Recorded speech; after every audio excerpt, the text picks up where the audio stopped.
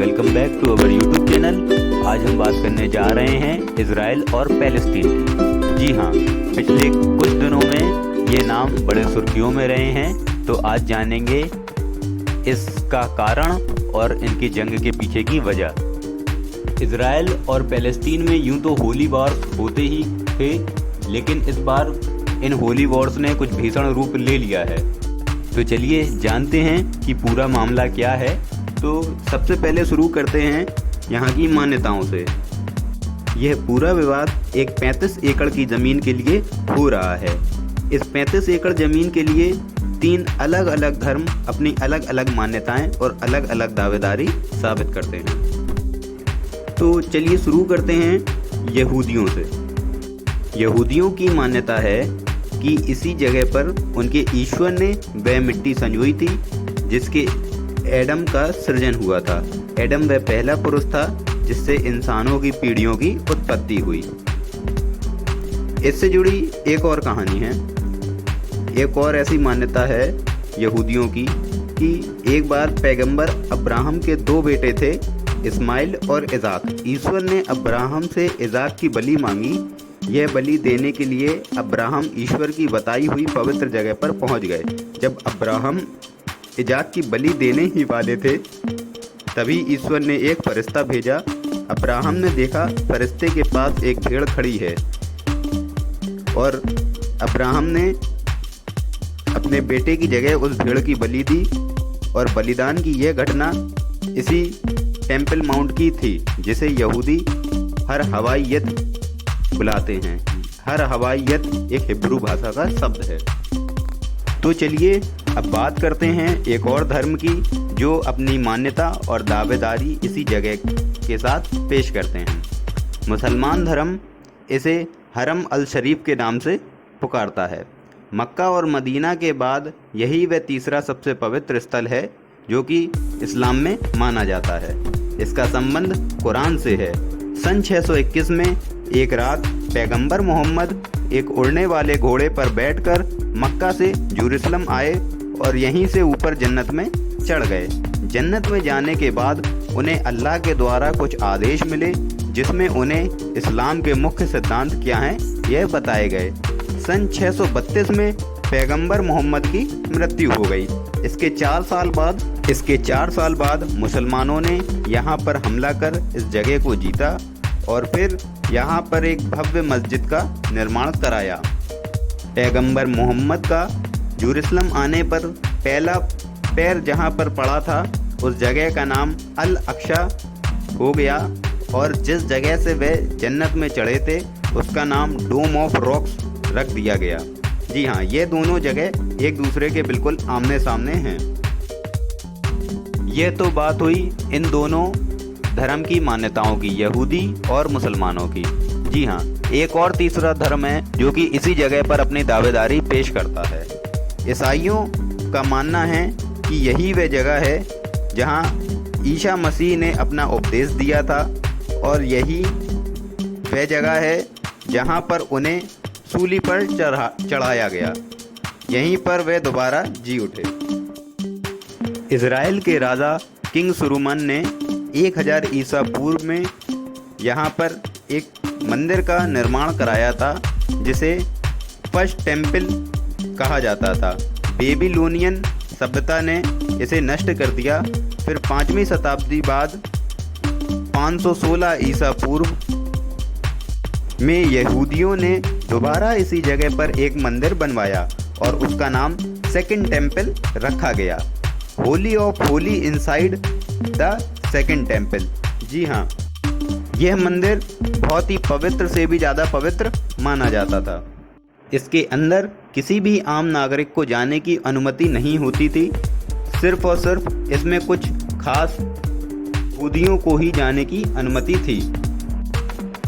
लेकिन रोमन्स ने 600 साल बाद सन 70 में इसे भी तोड़ दिया और यहाँ पर इस मंदिर की सिर्फ एक वेस्टर्न वॉल मौजूद है जिसे आज भी यहूदी बड़े श्रद्धा के साथ पूजते हैं।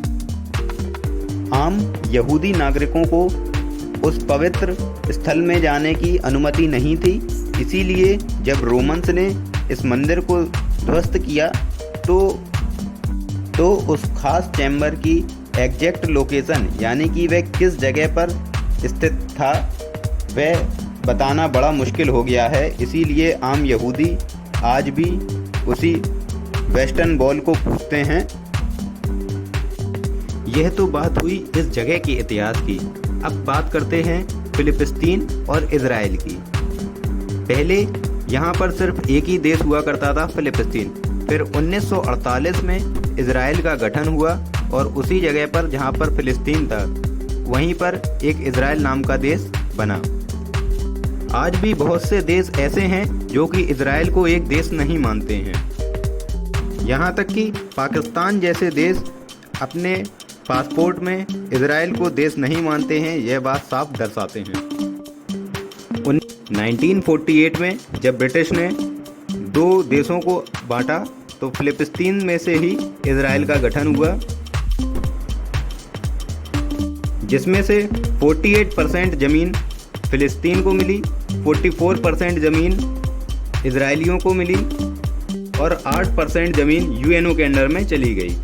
तो आज सारा फसाद की जड़ यही 8% ज़मीन बनी हुई है जिस पर यूएनओ का कंट्रोल रहा। ये जेरूसलम इसी 8% ज़मीन में बना हुआ है।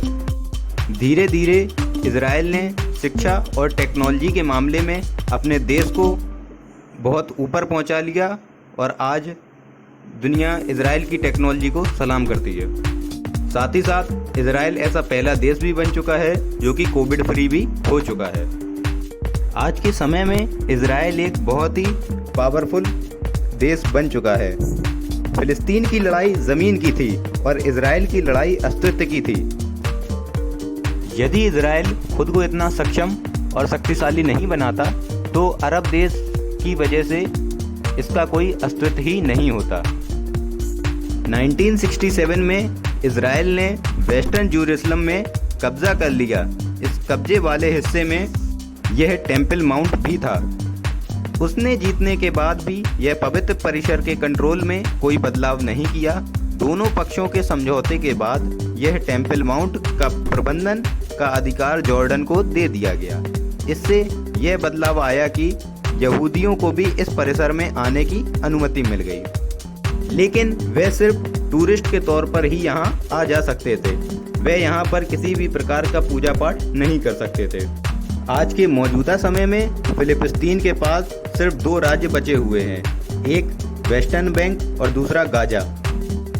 इजरायलियों द्वारा बनाए गए यहाँ पर कुछ अलग कानून भी हैं, जैसे कि फिलिस्तीन कोई आर्मी नहीं रख सकता, ना ही कोई हथियार रखने की उन्हें अनुमति है। तो अब सवाल आता है कि जब फिलिस्तीनियों के पास ना ही कोई आर्मी है ना ही कोई हथियार है तो फिर ये इजराइल पर हमले कर कौन रहा है? ये इजराइल पर हमले हो तो फिलिस्तीन से ही रहे हैं। तो हम आपको बता दें कि यह हमले हमास कर रही है। ये एक फिलिस्तीन की आतंकवादी संगठन है। हमास के पास बेहद आधुनिक हथियार तो नहीं, लेकिन कसाम रॉकेट और कई अनेक प्रकार की मिसाइलें भी हैं।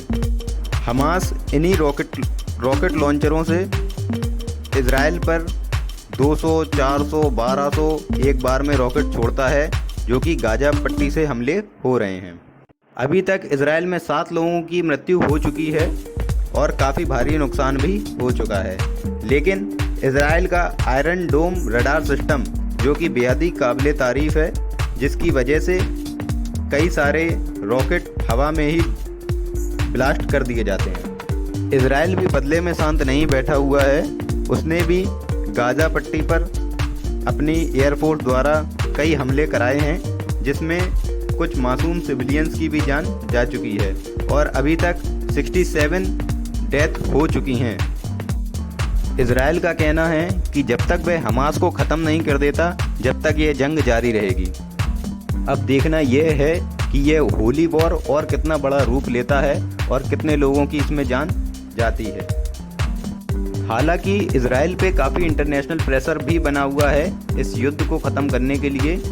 अब आशा करते हैं यह युद्ध जल्द ही ख़त्म हो और दोनों ही देश इजराइल और फिलिस्तीन शांतिपूर्ण जीवन व्यतीत करें। धन्यवाद।